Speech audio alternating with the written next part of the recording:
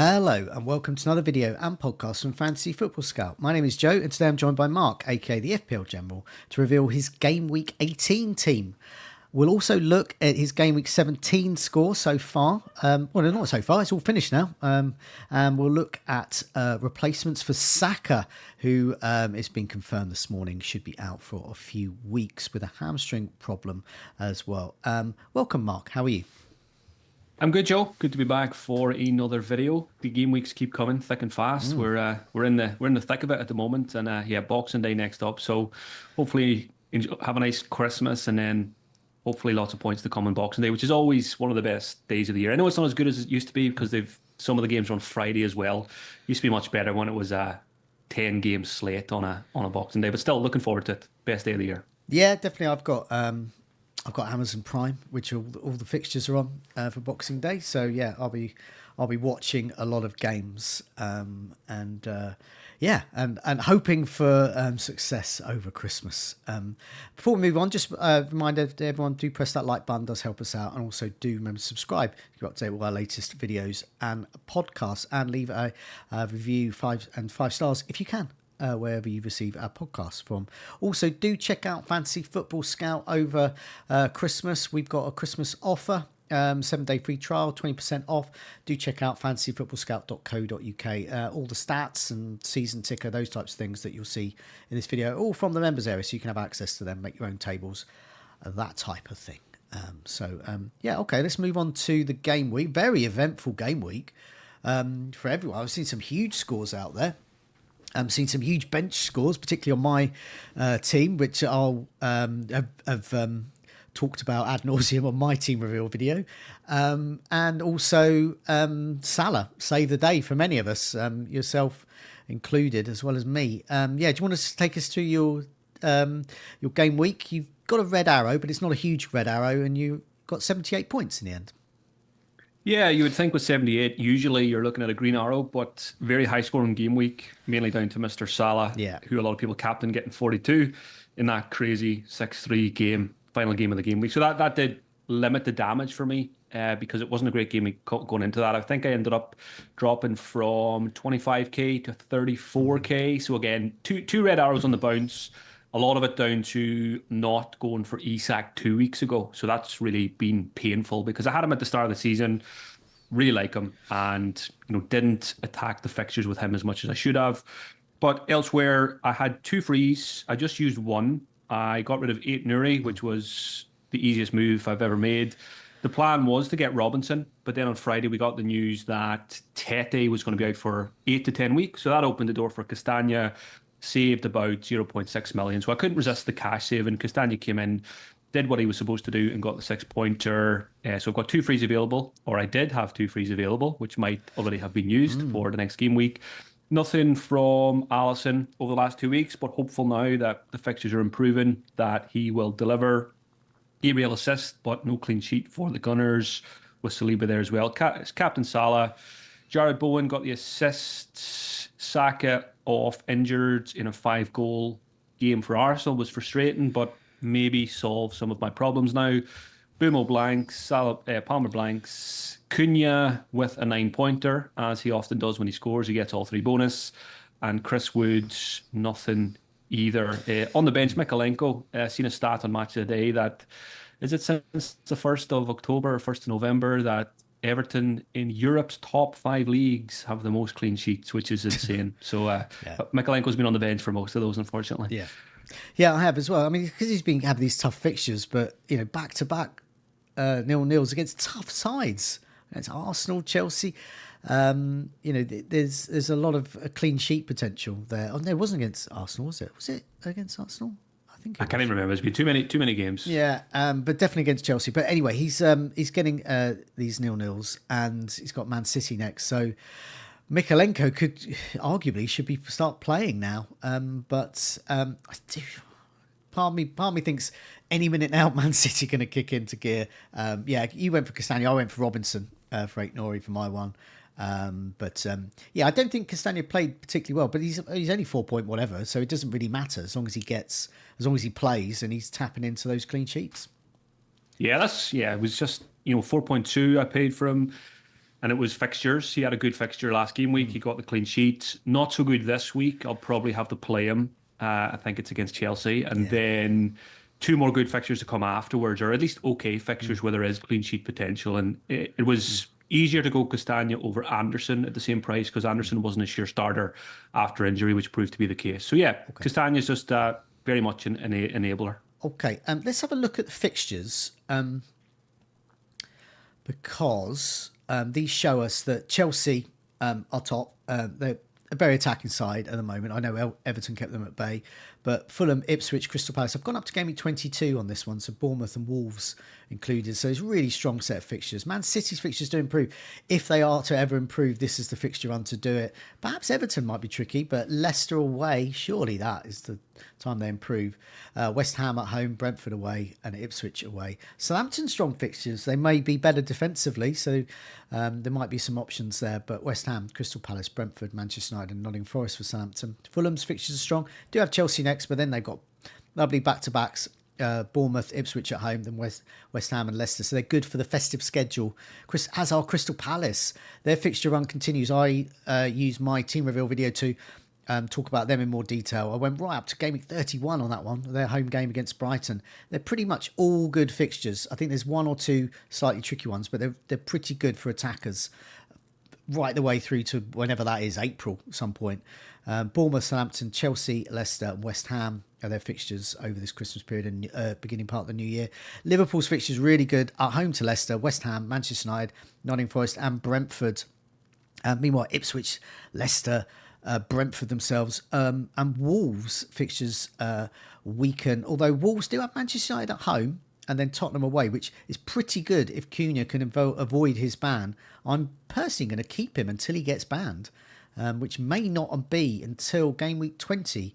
That's the earliest that so far a player has... there's a period of 13 days, basically, is the shortest period between a player having to answer a charge and actually being banned. So that if it's that minimum, then he's out in Game Week 20. He could even play Game Week 20, which would be pretty good at home to Nottingham Forest. But yeah, anyway, what do these sort of fixtures tell you about the sort of transfers you want to make? Yeah, again, Chelsea continue to be near the top of the ticker as they have been for a couple of weeks. I've only got Cole Palmer. I would like to have Jackson, but I still think there's a chance he'll get a benching in one of these games over Christmas. Yeah. He had two big chances against Everton, so I think owners were unlucky in that one. And I was probably lucky not to get punished by Jackson because he's been a really good pick this year. I'm still very interested in Enzo Fernandez. I think it's a really difficult decision between Enzo versus Ahmad, and now Rodgers back in the picture with a 14-pointer as well. After many people went from Rodgers to an Enzo or an Ahmad, that's FPL in a nutshell. Manchester City near the top of the ticker, don't have any other assets, probably not going to go there. I mean, Foden is probably in the conversation for Saka replacements, which we'll talk about later. Yeah. But it's hard to justify going anywhere near them at the moment. Some people are already or have been planning to get Haaland back, and whether you stick with the plan now or not is up to you. But I kind of made a decision a couple of weeks ago just to use transfers, use up money, and not worry about Haaland, and hopefully the team can survive without him. And even if he does start scoring goals again, that my team can hopefully match him at least. Yeah. Elsewhere, Southampton, even though they're up there, not really interested. Fulham, I've picked up Castagna. I thought Iwobi looked dangerous again at the weekends. But yeah, Jimenez benched, which we knew it would come at some point, and it's why I just didn't bother going there. I just didn't like the minutes and the rotation risk. And Crystal Palace, probably the most interesting here. Their fixtures really improved. Sarr looks really, really good.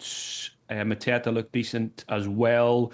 And they've also obviously got a cheap goalkeeper and defensive options as well. Munoz, now that he's back, is very, very interesting. So yeah, very much looking at the top of the ticker for the next couple of weeks. Yeah, certainly. There's a lot of switching fixtures as well. These long-term moves, obviously weakening fixtures. Bournemouth are quite interesting. They've got quite good fixtures, but then it sort of weakens a little bit in Game Week 21 when they got Chelsea and Newcastle away. But Nottingham Forest remain interesting as well. Quite good rotation. At home to Tottenham, we both got Chris Wood, so I joked I captain him as the 6th goal went in against Tottenham. But I don't know, it's not that much of a joke, really. Everton away and Wolves away are following that, as well as Liverpool at home and then Southampton at home. So it's just really that Liverpool game that's pretty bad for Chris Wood. When I'd be well, I don't even know. Maybe I won't bench him that game. Yeah, this is some interesting changes as well. Everyone's gone right off my team Brighton though as well. Fixtures turn, form is poor. Although it's welcome to get a point against West Ham. That's always been a tough fixture for us. Yeah, I was actually quite open to getting Joe Pedro last week if the Cunha ban came through, which I'm glad it didn't now, obviously because I kept Cunha. But yeah, it's been a frustrating time for Pedro owners, Matoma owners, because the fixtures were there. You just expect a lot more from Brighton, but yeah, it's hard to justify going. Before we move away from the ticker as well, towards the bottom there, I see Brentford near the bottom. I've got Brian and Bumo, but I don't really mind the fixtures too much. I think he's quite dangerous in tougher fixtures anyway on the counter attack. Cunha, Wolves near the bottom of the ticker. He's been fantastic, Cunha. But I'm quite happy to let him go now because I know the ban will come at some point, and the fixtures are not as good now as they were previously. And there's a certain striker that I just needed to get. So that's why I'm happy to let Cunha go. And then the final one there is West Ham are also in the bottom 5 of the ticker, but they've got Southampton next. So I've had Jared Bourne for 2 game weeks. I'm going to keep him for Southampton, but then he's very likely to go for maybe a Crystal Palace attacker, certainly someone near the top of the ticker here before West Ham play Liverpool and Manchester City. Okay, let's have a look at Saka replacements because, you've already made your move and I'm probably going to make my move tonight. We're recording this on Monday and we both have very different players in mind and I'm looking to free up a bit of money. So I'm looking for a cheaper player, much cheaper player than Saka. And you're happy to spend the cash a bit. So we've got loads of options here, loads and loads of options, loads of them really low owned as well. Some of them 1% teams, and that's not going to go up by that much in the next game week. And lots of goals and assists for them. We're going to start with Maddison. So I've actually sorted this by goals. So just hard, cold goals. No messing around with stats. I do have included their minutes per expected goal involvement, things like that, which are pretty strong for all of these. Maddison, minutes per expected goal involvement every 137 minutes. He's got 5 goals and assists, 6 attacking returns, 7 chances created, 7 shots inside the box. Started 5 out of the last 6, 7.6. I think now he's much more... I think... he could still get benched one of these games, but he's much more of a regular starter now. 7.6. I think if I was going for a 7.6 sort of price range, I think Maddison would be the top.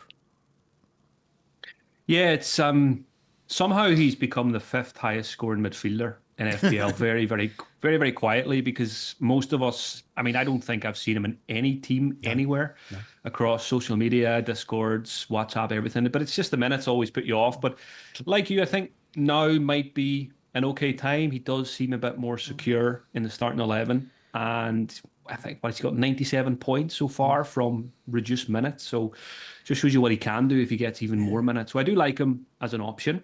And if I was restricted by budget and I only had about 8 million to spend or slightly less, then yeah, he'd definitely be in the conversations for me and he probably would be the pick. Yeah. But again, I've managed to free up a bit more cash and probably going for someone more expensive. Okay, yeah. So it's worth looking at his fixtures. So it's Nottingham Forest away. I don't think that's great for him. But then Wolves at home, Newcastle at home, Arsenal away, the derby game, and then Everton away. I think Everton's probably the toughest for him. And I say that because of Arsenal as well, just because the North London derby, you never know. But there's some good fixtures there. I think he's quite strong. Next name on the list is the guy I'm probably going to get. I could have made the move last night because it was obvious Saka's going to be out for a few games, and we pretty much had that confirmed today. But I just wanted to sleep on it. I wanted to see how I felt in the morning. And I thought it's going to be worth that 0.1 drop. And yeah, Sarr, he's 5.7. We've already had a look at Crystal Palace's fixtures.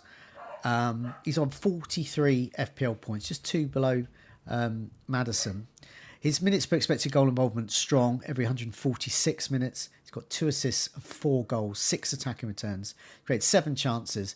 He's had 15 shots inside the box, double Maddison, 11 shots on target.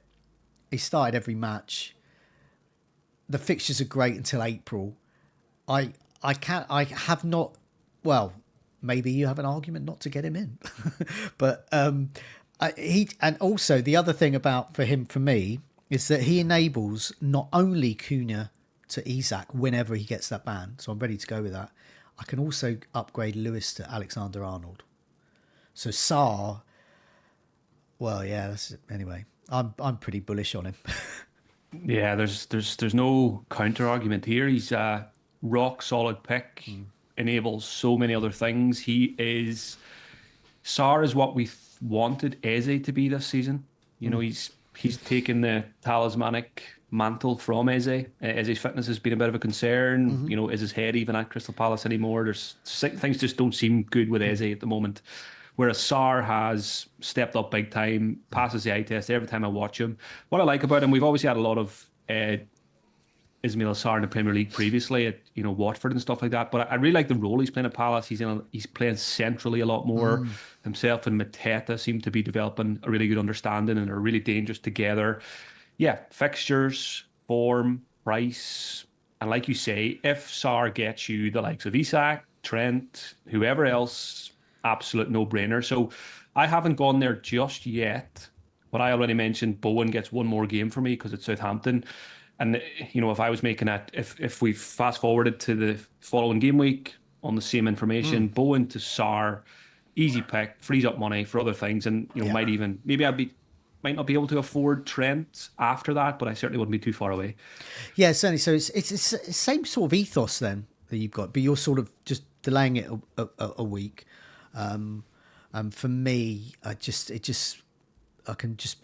Saka's got to go basically because it looks like he could be out for 10 games, which is, I think it could only be it could be with weeks, but because we've got so many games coming thick and fast, we've got 3 over the next week or so. So that's a lot.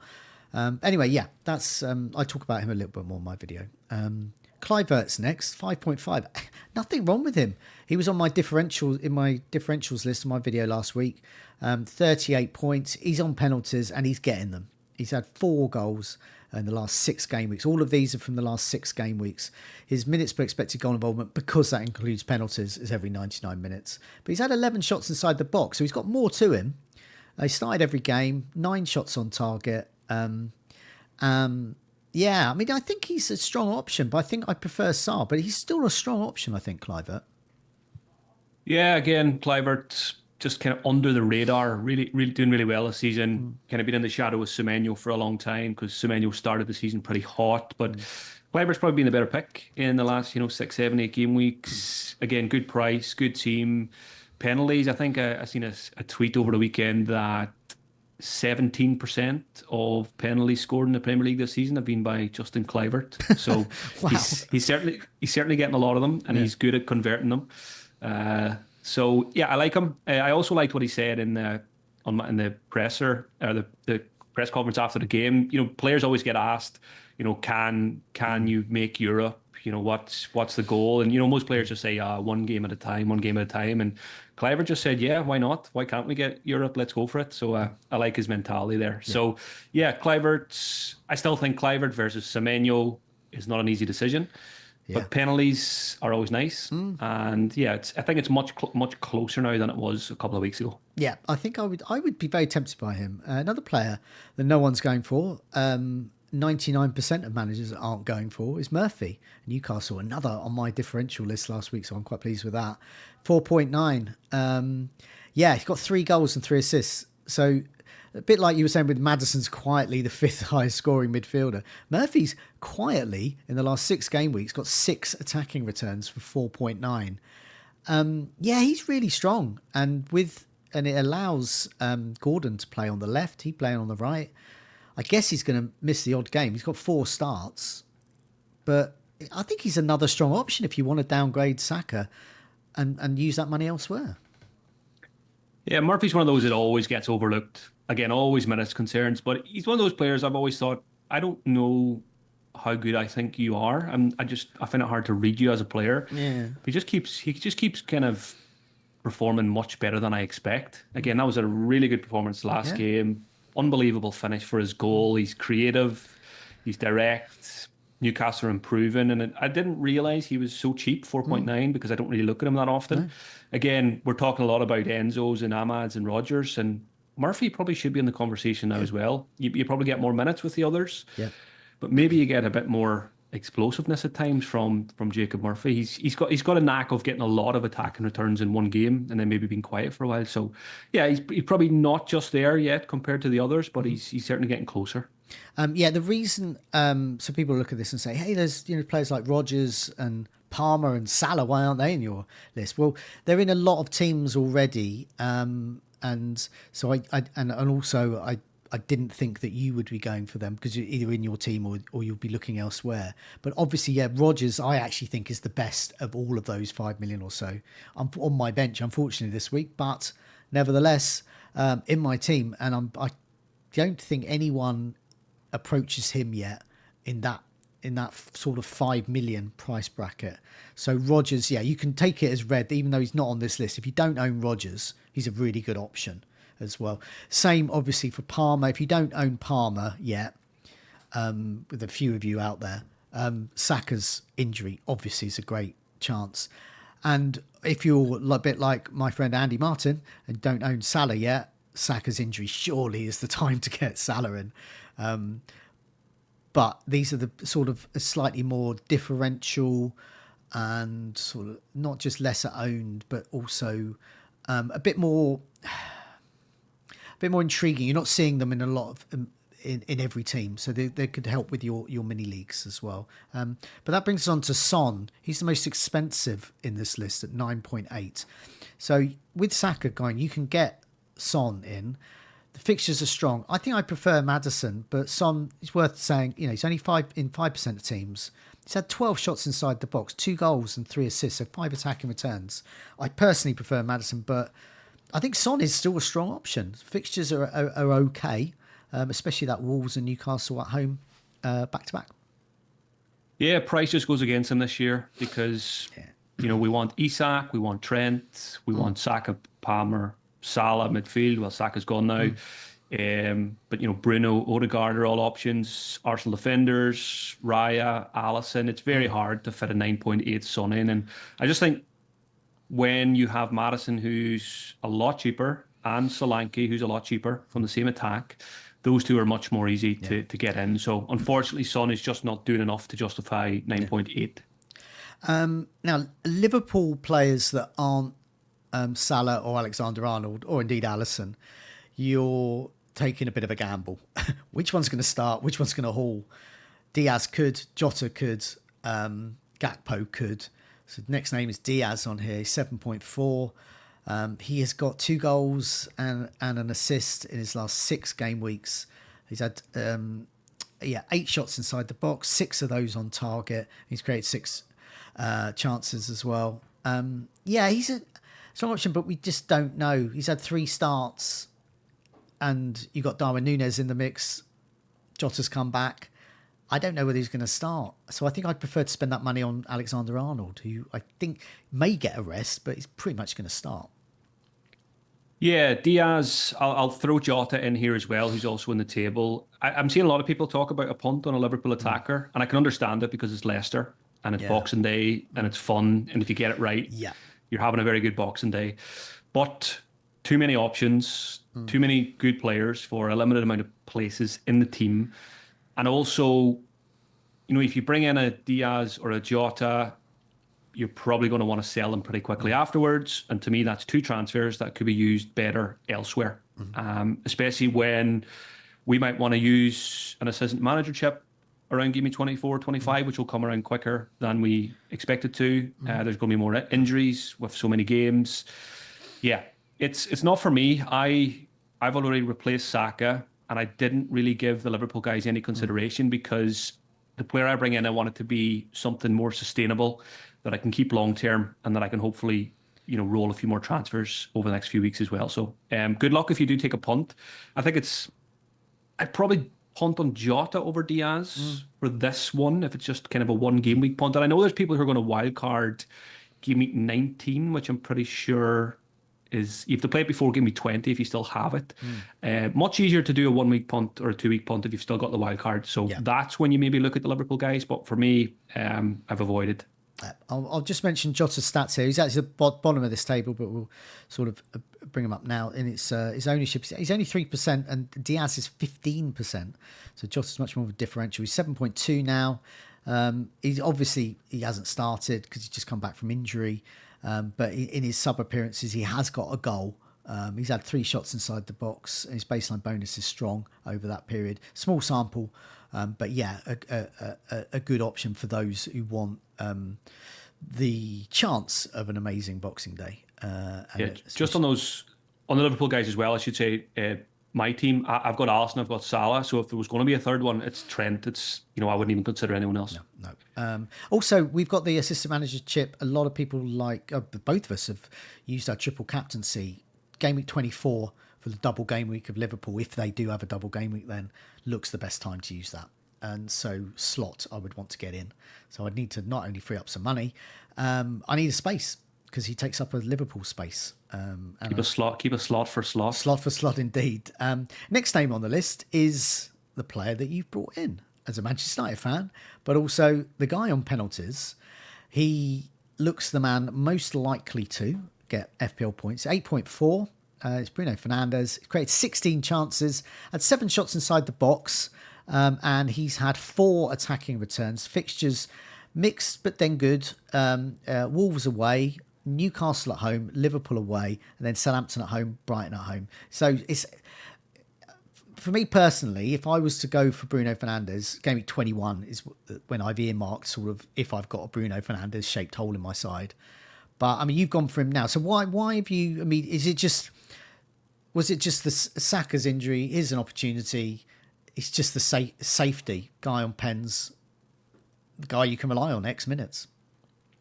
Yeah, there's quite a few reasons. The main one is probably the fact that I sold him 2 weeks ago, and I kind of regretted it pretty quickly because he'd been performing quite consistently. Yeah. I sold him going into the Manchester City game, got the penalty, couple of bonus as usual. Didn't do anything this game week, but the Saka injury. Then my first thought was just fix what I thought might have been a mistake. So just go back to Bruno. Like you said, he is the most secure, safe pick you can get. You know, in terms of minutes, penalties, routes to points. I know Manchester United are a bit unpredictable. Lost 3-0 to Bournemouth, but I don't think it was a terrible attacking performance. I watched the highlights back this morning, and Bruno himself had 2 or 3 scoreable opportunities, not easy chances, but encouraging positions. And on another day, he probably gets points in that game. The big decision for me was Bruno versus Odegaard, because obviously Saka being out gives Odegaard penalties and probably corners from one side. So it elevates Odegaard as an option. Yeah. And Odegaard's been really quiet this season.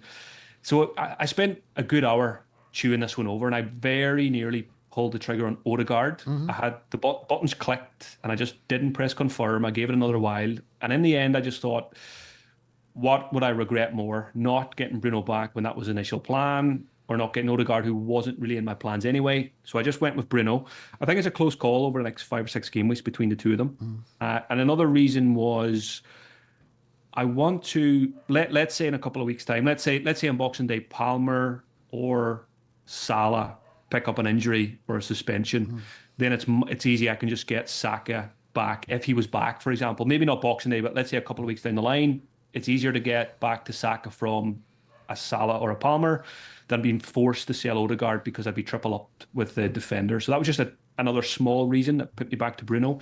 I feel like Bruno just leaves things a little bit more flexible. And you mentioned Game Week 21. I looked at the fixtures. Short term, I would like to have Odegaard for the next 2 or 3 over Bruno. But when I get to Game Week 21, I will definitely want Fernandes. So I thought I'll just bring him in now. It's done with. And then Game Week 21, I can deal with something else. So that's just a bit of the thinking behind it. Close call, but I've gone back to Bruno. Yeah, I mean, I well, we'll look at your team in a sec, but a team with a midfield which has Palmer, Salah, and also Bruno Fernandes, and Saka's obviously absent because of his injury, it looks strong. It just looks reliable. It looks reliable over Christmas. It looks like a safety. Durable. It looks like a safety blanket. Yeah, that was again just when I look at Bruno and I took him out, I regretted it instantly. And when I put him back in, it just looks good. It just feels good. Yeah. You might not get points every single week, but you know there's potential there. Loads of the points, talisman, and hopefully Manchester United will improve over the next few weeks. That's probably the biggest. That was the toughest decision. Do I back the better team in Arsenal with Odegaard, or do I back a Manchester United where I'm not sure what I'm going to get? But I do know what I'm going to get with Bruno. And yes, sometimes he might play deeper, but he can still get points from deeper as well. Yeah, definitely. I mean, they can be awful, and he can be awful, but all it takes is one of the opposing defenders to be even more awful, and he's got a penalty and a 10-point haul because he'll probably get bonus. Yeah. And Odegaard, Arsenal can score 5 and Odegaard can get nothing. I feel like if United score 5, it's extremely low chance of Bruno getting nothing. So I just think he's a better FPL pick than Odegaard. Yeah. Next name, Johnson. I think he's a good FPL pick. It doesn't start as frequently, and that's perhaps the issue. But he didn't start in the last game. I think Johnson against Nottingham Forest. I'd be surprised if he doesn't play for that. And the old former team thing. I mean, we saw that with Rodgers with Man City. The old former team rule might come in. They start playing a bit better. But yeah, I think Johnson's pretty good asset, 6.6. He's only in 6.7, so almost his ownership matches his cost. 142 minutes is his minutes per expected goal involvement. He's got 4 attacking returns, 2 goals, 2 assists, and 5 shots inside the box over this period. I think he's pretty strong. I think he's a pretty strong option as well. I really like Johnson. I had him for a good chunk of the season. Let him go recently. I do think Maddison has maybe jumped ahead of him now, but it's quite hard to find £1 million for Maddison over Johnson. Johnson didn't start against Liverpool, but he had a big impact off the bench. He gets the assist for Solanke. And more encouraging for me, if you have Johnson, is he had a really good chance in the box. Always seems to get one big chance, and Alisson made a really good save. So he certainly gave Postecoglou a decision to make for the next one. I'd be surprised if he didn't start. Yeah, definitely. The next player is Gordon. He's 7.2, and in this 7 million or so bracket, there's a lot of options. I haven't included Brian Mbeumo on here because I just didn't think you would go for him. But he is another strong option. I think many people might go back to Brian Mbeumo. The fixtures aren't great, but he does have Brighton and Southampton away in that mix, so he could do okay. Gordon as well, I think, is a very strong candidate, as well as Maddison.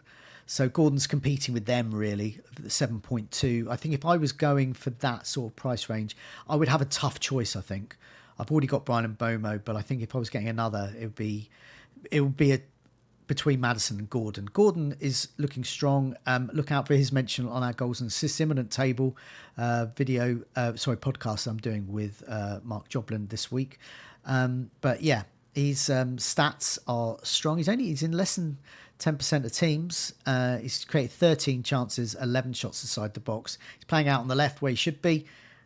Yeah, he's good. Yeah. Did he enter the consideration at all?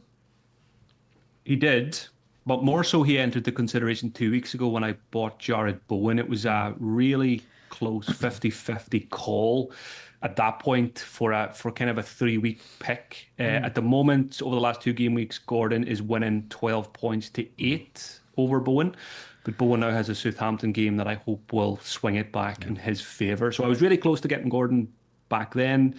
Didn't get Gordon, didn't get Isak, and regretted both. So yeah, Gordon wasn't my thoughts for the Saka replacements. But again, I just like Bruno more. I feel like he's a bit more consistent. I think Gordon has improved and Newcastle have improved, but I also feel like maybe I missed the boat not going there 2 weeks ago with those better fixtures behind them now. So, but yeah, good option. And yeah, it's difficult. That kind of 7 to 8 million price bracket has a lot of decent options in there. I restricted this to minutes per expected goal involvement every 200 minutes, which counted Foden out. But it does mean that De Bruyne comes in to the reckoning. Only 3 starts though, but his minutes per expected goal involvement is strong every 139 minutes. He's in less than 5% of teams, He created 9 chances, had 6 shots inside the box. He's got Everton at home. If anyone's going to unlock the 0-0 specialists at Everton, it's going to be him. He's got Leicester away, West Ham at home, Ipswich away in that mix, and Brentford away. So it's really strong fixtures. I don't know whether he's going to start, and that's a problem, especially if you've got 9.5. But I think he is the Mavericks choice. I think if I was a Maverick manager and I was getting rid of Saka, and I just thought, well, I'm just going to take a gamble about starts. I think De Bruyne, as Man City's fixtures improve, just feels like the play to go for. Yeah, I'm certainly not a Maverick. No. And that's why De Bruyne is not in our teams and will probably never be in our teams. Maybe never again. If he looks like he could leave at the end of the season. So yeah, it's much like Heung-min Son for me with De Bruyne. The price is not being justified at the moment. Loads of other players we want. So if I was to go back to Manchester City, I would be more likely to get a Foden. But again, I'm not really in a rush to do so. And again, it's probably still Haaland for me if I was forced to go back and get a Man City player. So yeah, it feels odd, but I've got no plans to buy Manchester City players. With Saka being injured, you've already spoken about Odegaard, but Trossard could be an option at 6.8, Martinelli at 6.7. They're all going to get increased minutes. Jesus is looking like he's going to start as number 9 now. Why wouldn't he? Havertz can play in midfield. And with Saka going, it does free up one of those places on the wing. Trossard is only in 1.6% of teams. He's scored and he's assisted in his just 3 starts. His baseline bonus is strong. Odegaard, he will be, he's got 15 chances created. He's scored and he's assisted, and he should be on penalties because he was always second to Saka. I was listening to the Who Got the Assist podcast this morning, and there was some very interesting stuff that Tom was saying there about Odegaard playing and shooting much closer to goal when Saka's not there. So he basically steps up, and also he'll be on corners, the Saka role there on corners, which is so effective for Arsenal. I think I would have gone for Odegaard over Fernandes, but I'm not a Manchester United fan, you see, as well. But Odegaard, I think is a bit of a gamble, but I think he's going to get some strong returns in Saka's absence, I think. Bit of a gamble, but I think you could call Bruno Fernandes a gamble as well with Manchester United's inconsistencies. And like I said, it was an extremely close call. I also, because I have Gabriel and Saliba, it's very attractive to get an Odegaard because if you get the goals, chances are it might be Odegaard who's getting the assist for those ones. So his ownership's extremely low. He will be a better FPL asset, I think, while Saka's out. Of course he will. He's got more routes to points, and I expect him to play closer to goal, as Tom obviously highlighted on Who Got the Assist. So I think Odegaard's going to be very, very popular this week. I think the analytics crowd are probably going to go that way, maybe, over Bruno. I think it is a close call, but I've seen a few of them already. I think they'll be, the analytics crowd have pictures on their posters of Bruno and Odegaard on their wall. So it'll be close. I seem to remember they did. There was a big movement to Odegaard last year, and he did well. So it's maybe it's going to happen again. So I hope I don't regret going Bruno over Odegaard, but I think long term it should shake out pretty closely.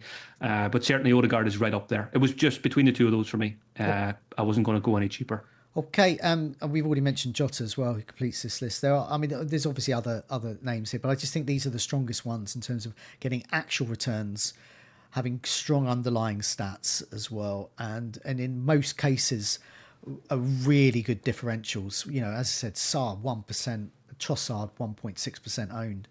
I think there's a lot of options here. So let's have a look at your team for next week. So you've already made your moves, and we'll put your team up. I've got a picture of a sad-looking Saka because he's no longer there.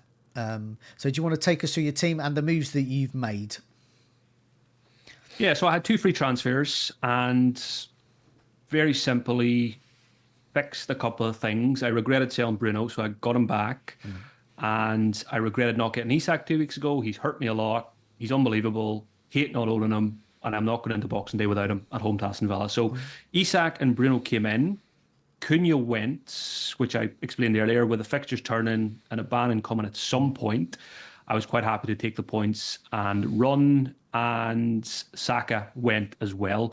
I was never nice to see a player get injured, but the Saka injury allowed me to keep Bowen for Southampton, because if Saka was fit, I probably would have sold Bowen to get Isak. So I feel like it hopefully makes my squad stronger now for Boxing Day compared to what it would have been. So on paper, the bus team is Allison and goal at home to Leicester. Hopefully a clean sheet there. Saliba and Gabriel both home to Ipswich. Castagna, not great this week, but it was always, he came in to kind of fill a hole, and I'll play him. And then the next two fixtures afterwards are okay. Salah captain at home to Leicester. Easy captaincy choice this week. Bruno, Bowen, Mbumo. Palmer, midfield 5 looks great. Isak and Chris Wood up front, both with home fixtures. And the clean sheet king, Mikalenko, is for sub.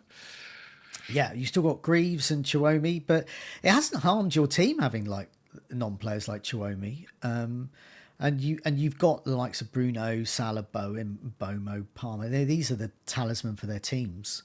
So you would imagine, and Isak as well, and Chris Wood. You would imagine they'd be starting. So you wouldn't need to go beyond Mikalenko, I don't think.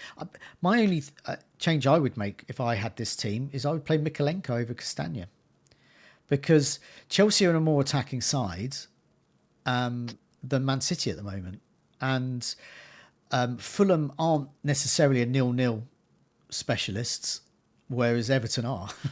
So I think Mikalenko currently, I'm going to probably make a defensive transfer, but Mikalenko's currently over Robinson. I'm benching Robinson for this one. Yeah, I haven't given it too much thought yet, but you make a good point. I also look at my team and think I have a Chelsea attacker and I do not have a Manchester City attacker. So it makes more sense to play Mikalenko, who is playing for the best defence in Europe. So I probably will end up switching that, looking at it. You mentioned the bench. It's obviously not I always advise people have a good bench for Christmas and look at the state of mine. It's probably never been worse than this.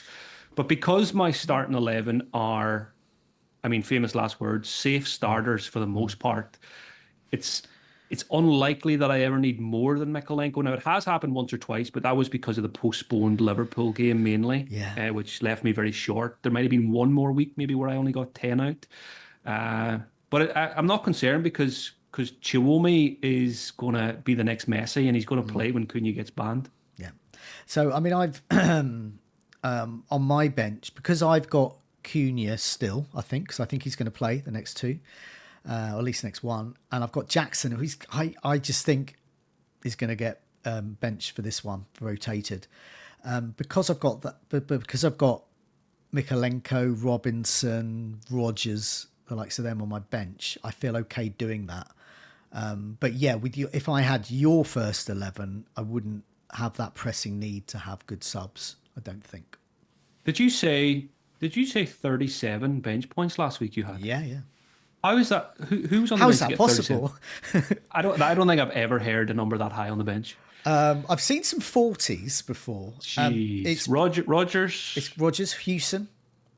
Oh. Mikalenko. And who's the goalkeeper? And Fleckham.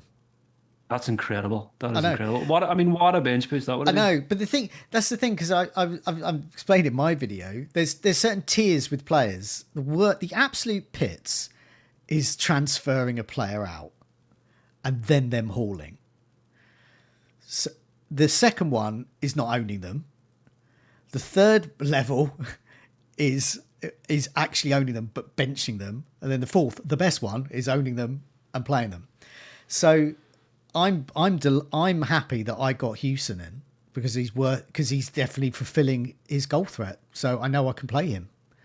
And Rodgers, I've been bullish about being the best in that price bracket. He is, and I'm happy with that. They're going to retain their value, and so so it is quite a lot. But I posted that up on social media, and loads of people were posting theirs back, and I was getting a lot of early 28s, 29s, 30s, a lot with Rodgers, a lot with Mikalenko, and so that immediately bumped up to 20. And all you needed was one more.